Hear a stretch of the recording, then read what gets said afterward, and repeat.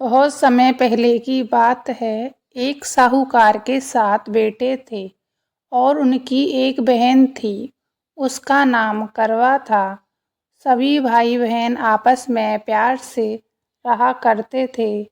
एक बार करवा अपनी ससुराल से अपने मायके आई हुई थी। शाम को भाई जब अपना व्यापार बंद कर कर घर आए तो उनकी बहन बहुत ही व्याकुल थी। सभी भाई खाना खाने बैठे और अपनी बहन को भोजन करने कहा, लेकिन करवा ने कहा, आज मेरा निर्जला करवा चौथ का व्रत है और मैं खाना चंद्रमा को देखकर और अर्घ देकर ही खाऊंगी।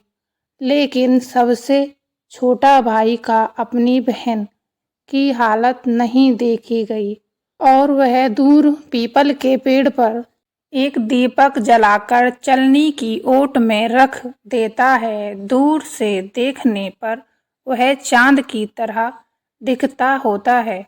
इसके बाद वह करवा को कहता है कि चंद्रमा निकल आया है, आप अर्घ देकर भोजन कर सकती हो। करवा खुशी के मारे सीढ़ियों पर चढ़कर चंद्रमा को अर्घ देती है और अर्घ देकर खाना खाने बैठ जाती है। वह पहला टूक डालती है तो करवा को छींक आ जाती है और दूसरा कौर डालते ही करवा के खाने में बाल निकल आता है और जैसे ही तीसरा टूक डालती है तो उसके अपने पति के मृत्यु का समाचार मिलता है और वह बकला जाती है। लेकिन यह उसकी भाभी देख रही थी। इस बात को जानकर उसकी भाभी इस सच्चाई को करवा को बताती है। करवा चौथ का व्रत गलत तरीके से टूटने के कारण देवता उससे नाराज हो गए और उन्होंने ऐसा किया है। सच्चाई जानने के बाद करवा तय करती है कि वह अपने पति का अंतिम संस्कार नहीं करने देगी और उन्होंने दोबारा जीवन दिलाकर रहेगी।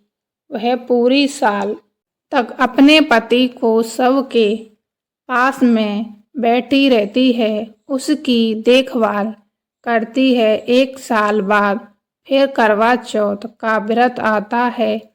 उसकी सभी भाभियां भी व्रत करती हैं। जब भाभियां करवा से आशीर्वाद लेती हैं तो वह सभी भाभियों को कहती है, यम सुई ले लो, पिया सुई दे दो, मुझे भी अपनी तरह सुहागन बना दो। ऐसा सभी से करवा कहती है, लेकिन हर बार भाभियां दूसरी भाभी से कहने को कहती हैं।